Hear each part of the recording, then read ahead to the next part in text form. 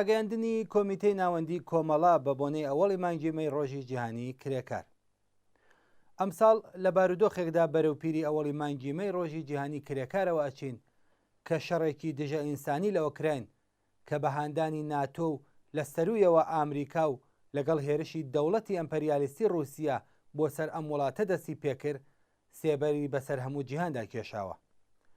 ئەگەر شەڕ بۆ دەسەڵاتە ئەمپەریالیست و سەرمایەدارەکان بە ئامانجی دابەشکردنی جیهان بە ناوچەکانی ژێر کۆنتڕۆڵی خۆیان هێورکردنەوەی قەیرانی ئابووری سیاسی و کۆمەڵایەتی و دەستهێنانی قازانجی زیاتر لە قۆناغی دوای شەڕ ئەنجامەدرێت، ئەگەر شەڕ یەکێک لە ڕێکارەکانی تێپەڕین لە قەیرانی ئابووریە بۆ دەسەڵاتدارانی جیهانی ئێستا، بۆ چینی کرێکار و خەڵکی بێبەش کە زۆرینەی بەرینی دانیشتوانی گۆیزەوی پێکدێنن، شەڕ هیچ شتێک نییە بێجگە لە کوشتار، ئاوارەیی، چەوسانەوەی بەرینتر، سەرکوتی بێڕەحمانەتر، قاتی و بێبەشی زیاتر. هێشتا موسیبەتی کۆرۆنا کە لە ماوەی 3 ساڵی ڕابردوودا زیاتر لە 5 ملیۆن قوربانی و پتر لە 150 ملیۆن زیان دیتووی لێکەوتوێتەوە کۆتایی نەهاتووە و هێشتا پاش لەرزەکانی بۆ مەلەرزەی قەیرانی ئابووری 2008 زاینی هەروە درێژەی هەیە کە نەهامەتیەکانی شەڕی ئۆکراینیش بەسەر خەڵکی جیهاندا سەپێندرا. مرۆڤایەتی وشیار و پێشکەوتوو بە نیگەرانیەوە دەڕوانێتە ئەم شەڕە و دوهاتەکانی و لە پەنا خەڵکی شەڕلێدرا و ڕەنجدیتووی ئۆکراین هێرشی رووسیە و هەموو ئەو لایەنانەی کە بۆ گەیشتن بە ئامانجی ئەمپەریالیستی خۆیان ئاگری شەردەگەشێنەوە مەحکومەکەن و خوازیاری کۆتایی دەست بەجێ ئەم شەڕان. بێگومان لە ئەووەڵی مانگی مەی ئەم ساڵدا یەکێک لە داخوازیە خێراکانی چینی کرێکاری جیهانی کۆتایی هێنان بە شەڕ و کوشتنی ئینسانە بێدیفاعەکانە و پێویستە لە ئێران و کوردستانیش بکەوێتە سەروی دروشم و داخوازیەکانی مارشی جیهانی ئەم ڕۆژە. ڕێزگرتن لە ئەووەڵی مانگی مەی ڕۆژی جیهانی کرێکار لە ئێران پێشینەیەکی 100 ساڵەی هەیە، بەڵام پاش ئەووەڵی مانگی مەی شکۆداری 11 گوڵانی 1357 ئیمکانی بەڕێوەچوونی سربەخۆی ئەم ڕۆژە بە زەبری زۆر و سەرکوت لەلایەن ڕژیمی مەزهەبی تازە بەدەسەڵات گەیشتووەوە لە کرێکارانی ئێران زەوت کرا و تا ئاستی ڕێوڕسمی فۆرماڵ و ڕسمی حکوومەتی پڕ لە ڕیاکاری سنوودار کرایەوە. سەرانی کۆماری ئیسلامی هەموو ساڵێ هەوڵەدەن ئەم بۆنە مێژووی و جیهانیە لە ناوەرۆکی چینایەتی و شۆڕژگێڕانەی بەتاڵ بکەن. ڕژیم بە شێوەی فریوکارانە لە جیاتی ڕۆژی کرێکار هەفتەی کرێکار بەڕێوە دەبات.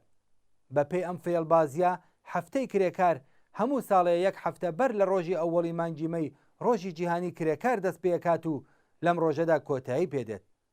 بزوتنەوەی کرێکاری ئێران سەرەڕای بێبەشبوونی لە ئامراز و ناوەندەکانی خەباتی سربەخۆ و چینایەتی خۆی، لەوانە ڕێکخراوی جەماوەری و دژە سەرمایە، مافی مانگرتن، کۆبوونەوە و خۆپشاندان و هەروەها دەست بەسەرکردن، زیندان و چوونەدەرەوەی ئیجباری بەشێکی بەرچاو لە ڕێبەران و هەڵسوڕاوانی کرێکاری بۆ دەرەوەی وڵات یان دەرکردنیان لە شوێنەکانی کار و چالاکی بزوتنەوەیەکی ئەکتیڤ و زیندووە. خەباتی کرێکار دش بە سەرمایە چ بە شێوەی ئاشکرا و چ نهێنی بابەتێکی ڕۆژانەیە و لە خەسڵەتی بەرەنگاربوونەوەی کار و سەرمایە و پێویستی دابینکردنی ژیانی کرێکار لە ڕێگەی فرۆشتنی ئیجباری هێزی کاری خۆی، لە پێویستی مانەوە و مەیلی خاوەنانی سەرمایە بۆ چەوسانەوەی تونتر و بەدەستهێنانی زیدەبایی زیاتر لە هێزی کرێکار سەرچاوە ئەگرێت و ڕاوەستانی بۆ نییە.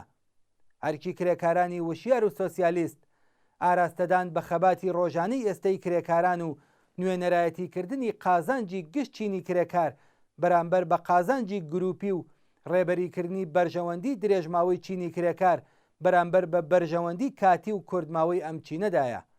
بێگومان هەر ناڕزایەتی و خەباتێک پێویستی بە وشیاری یەکگرتووی و ڕێکخراو هەیە. بەڵام ئەم فاکتەرانەش بەرهەمی خەباتن و لە هەمان حاڵدا خەباتیش بە پشتبەستن بەوانە بەڕێوە دەچێت و لە جەرگەی نەبەردی ڕۆژانەدا بەدەست دێ و سەقامگیر دەبن. چینی کرێکار لە کوردستانیش وەک بەشێک لە چینی کرێکاری ئێران بەرژەوەند و قازانجی هاوبەش و لە هەمان حاڵدا ژان و ڕەنجی هاوبەشی لەگەڵ ئەم چینە لە ئاستی سەرتاسەری ئێراندا هەیە. لە هەمان حاڵیشدا بزوتنەوەی کرێکاری کوردستان بزوتنەوەیەکی واقعی و زیندووە. ئەم بزوتنەوەیە بە ڕێبەران و هەڵسوڕاوانی بوێر و ناسراوی لە ئاستی ئێران و کۆمەڵگە کرێکاریەکانی جیهان دەناسرێتەوە. چینی کرێکاری کوردستان سەرەڕای ستەمی چینایەتی لەگەڵ ستەمی بەرینتر و هەڵاواردنی نەتەوەیی کە لە ڕاستیدا ستەمی سیاسی داسەپاوی دەسەڵاتدارانی ناوەندنشینە بەرەوڕووە و باری ستەمی داسەپاوی دوو هێندەیە. هەڵاواردنی ئابووری لە پەنا سەرکوتی بەرینی سیاسی و ماڵ بە کۆڵبوونی بەشێکی بەرین لە کرێکارانی کوردستان لە حەقیقەتی بوونی ئەم ستەمەوە سەرچاوە ئەگرێت. ڕووکردنی بەشێکی زۆر لە کرێکارانی کوردستان بە کاری وەرزی بەکار لە دەرەوەی کوردستانی ئێران و لە کوردستانی عێراق بە دەستفرۆشی و کۆڵبەری کەنان بە قیمەتی ژیانە لە ئاکامی سەرکوتی بێڕەحمانە و میلیتاریزەکردنی کوردستان لەلایەن دەسەڵاتدارانی دژە خەڵکی هێزی کۆمەڵایەتی چینی کرێکاری لە کوردستان بۆ ڕێکخستن و پێکهێنانی ڕێکخراوی جەماوەری خۆی تووشی بربەست کردووە. کوشتارێک کە ڕۆژانە لە کرێکارانی کۆڵبەرەکرێت لە هیچ بەشێکی تر لە ئێران نابیندرێت. بەپێی ئاماری بەڵگەمەند لە ماوەی 10 ساڵی ڕابردوودا زیاتر لە 1637 کرێکار و کاسبکاری کۆڵبەر لە شوێنە جۆرا و جۆرە سنووریەکان کوژراون و بریندار بوون. سەرەڕای هەموو ئەم ڕاستیانە کرێکارانی پێشڕەوی کوردستان پەیامهێنەری ئازادی و بەرابەری بۆ باقی هاوچینەکانی خۆیان لە هەموو ئێران بوون. ئەم تایبەتمەندیەی بزوتنەوەی کرێکاری کوردستان لە حزوری بەهێزی ڕەوتی چەب لە کۆمەڵگەی کوردستان و چالاکبوونی لە هەموو بوارەکانی خەبات سەرچاوە ئەگرێت کە هەم بەشێک لە هێز و وزەی خۆی لە بزوتنەوەی کرێکاری وەرەگرێت و هەم لەسەر سیاسی بوونی ئەم بزوتنەوەیە کاریگەری حاشا هەڵنەگردانێت. سنەتی بەڕێوەبردنی ئەوەڵی مانگیمەی لەناو کرێکارانی کوردستان و سنەتی دەرکردنی بڕیارنامە و گەڵاڵەکردنی خواست و داخوازی کرێکاران ڕووبەتە سەڵات و کۆمەڵ بۆتە سنەتێکی جێکەوت و ماندگار. لە فەزای زەبر و زەنگ و سەرکوتی دەیەی شەزدا بەڕێوەچوونی ئەوەڵی مانگیمەی لە شارەکانی مەهاباد، سەقز، سنە و شارەکانی دیکە بە هەوڵی هەڵسوڕاوانی کرێکاری ئەم شارانە لە لاپەڕە درە و شاوەکانی بزوتنەوەی کرێکاری لە کوردستانن. وتاری جەمالی چراغوەیسی لە ڕێبەران و چالاکانی کرێکاری سنە لە ئەوەڵی مانگیمەی 1368 لە ساڵۆنی تەختی کە هەڵبەت گیانی لەم پێناوەدا بەخت کرد لە نمونونەکانی خەباتی گیان فیدایانە بۆ جێخستنی سنەتێکی کرێکاری لە کوردستانن. لە ماوەی ساڵانی ڕابردوو و لە جەرگەی سەرکوت و دیکتاتۆری خوێناوی کۆماری ئیسلامیدا کرێکارانی کوردستان بە بەڕێوەبردنی ڕێوڕەسمەکانی ئەوەڵی مانگیمەی لە ئاست و شێوازی جۆرا و جۆرەوە ئەم سنەتە جیهانی و چینایەتیان بەرز ڕاگرتووە و وەک چینێک کە خوازیاری گۆڕینی ڕیشەیی پەیوەندی کار و سەرمایەیە خۆی دەرخستووە و پێداگرتر لە ڕابردوو هاتوونەتە مەیدانی خەباتی چینایەتیەوە. ئەم ساڵی شایستەیە کە چالاکان و ڕێبەرانی کرێکاری لە کوردستان با بەڕێوەبردنی بەرینتر لە ڕابردووی ڕێوڕەسمەکانی ئەم ڕۆژە بەرەو پیری ئەوەڵی مانگیمەیەوە بچن. پێویستە ڕێوڕەسمەکانی ئەوەڵی مانگیمەی لە شەقام و مەیدانی شارەکان لە ناوەندەکانی کار و بەرهەمهێنان بە بەشداری کرێکاران و خەڵکی یەکسانی خواز و بە شێوەی ئاشکرا بەڕێوە بچن.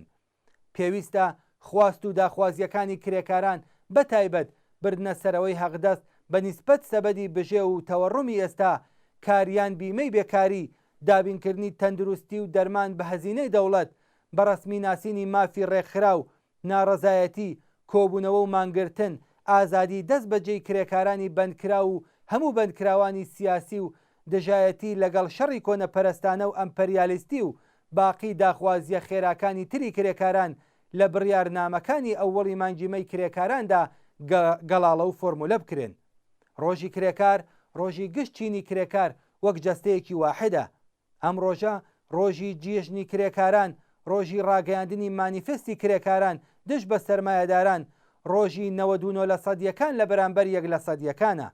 لەم ڕۆژەدا پێویستە چەرخی بەرهەمهێنان بە فەرمانی کرێکاران و لە پێناو خزمەت بە یەکگرتووی ڕێکخستن و ڕزمی شۆڕژگێڕانەیان لە هەڵسوڕام کەوێت.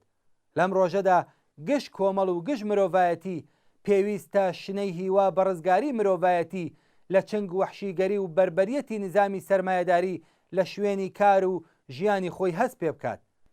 ئەوەڵی مانگیمەی ڕۆژی یەکگرتووی خەباتی شۆڕژگێڕانی چینی کرێکار بۆ ئازادی و ڕزگاری مزگێنی دەری کۆمەلگایەکی سۆسیالیستیە بە پشبەستن بە هێزی وشیار و خەباتکاری چینی کرێکاری جیهانی.